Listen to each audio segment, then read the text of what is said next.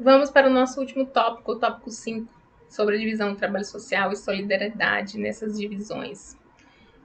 O conceito de divisão do trabalho social para Durkheim refere-se ao processo de atribuição de funções produtivas entre os membros que compõem determinada sociedade. Então, nós estamos falando, basicamente, da forma como o trabalho é dividido numa sociedade. Quem tem a função de cozinhar, quem tem a função de caçar, se a gente pensar numa sociedade considerada primitiva ou de povos originários, como nós chamamos hoje, quem tem a função de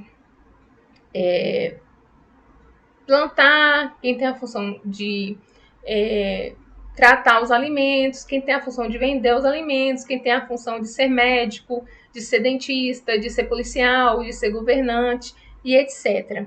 Então ele vem trazer reflexões sobre essas questões. E para isso, ele usou da perspectiva da morfologia social. Né? Uma das questões fundamentais para Durkheim era a morfologia social, que é um instrumento rico para o exercício da comparação, que, por sua vez, era uma das tarefas analíticas da ciência sociológica para ele. Nessa perspectiva, o conceito de divisão do trabalho social cumpriria essa função. Então, ele vai.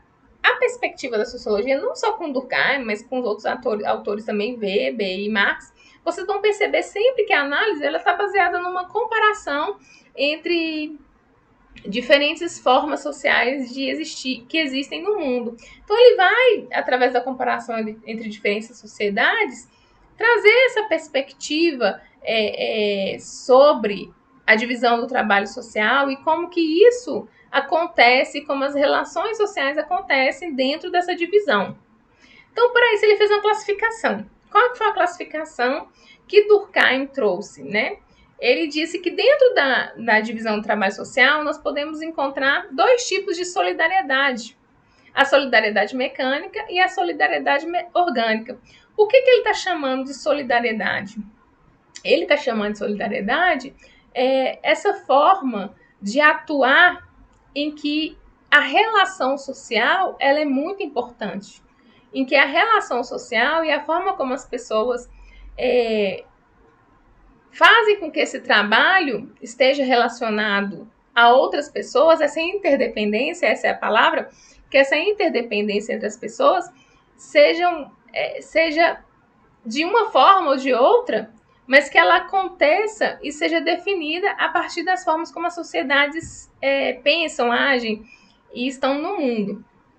Então vamos ver qual é o conceito de cada um desses tipos de solidariedade dentro da divisão do trabalho para Durkheim.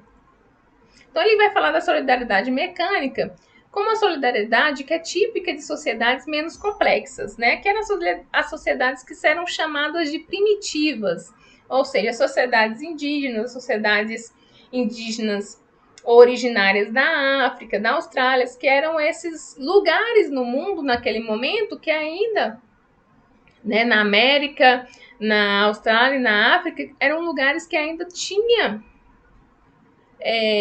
uma existência muito forte desses povos originários que viviam em tribos, em hordas, e aí a partir desses povos que eram considerados menos civilizados, ele conseguiu perceber que a solidariedade dentro desses povos era mecânica. Por quê? Porque era uma integração do indivíduo e sociedade, se daria pelo sistema de crenças, sentimentos comuns ou tradições. E pensando no trabalho, esses indivíduos cada um sabia um pouco. Então era mecânico, não era uma coisa assim que havia uma especialização. Então a mesma pessoa que sabia caçar, ela sabia cozinhar, ela sabia carnear o que ela caçou. Então não era um sistema assim que dependia substancialmente de outra pessoa para realizar o final do trabalho que você começou. Então era mecânico porque é como se fosse uma manufatura, né? Uma coisa artesanal. Eu começo, eu posso terminar. Eu posso passar para outra pessoa, mas eu posso terminar sozinho porque eu sei fazer todos esses processos. Já na solidariedade orgânica, ele vai falar que é típica das sociedades complexas, que são as sociedades modernas. Né? Por que ele vai falar que é orgânica? Porque vai funcionar como organismo, que é interdependente. Então, meu coração, ele não funciona se meu cérebro não estiver funcionando. Meu pulmão não funciona se meu coração não estiver funcionando. Então, há uma interdependência entre, por exemplo, meu coração está mandando um fluxo de sangue para o meu pulmão para que eu consiga respirar.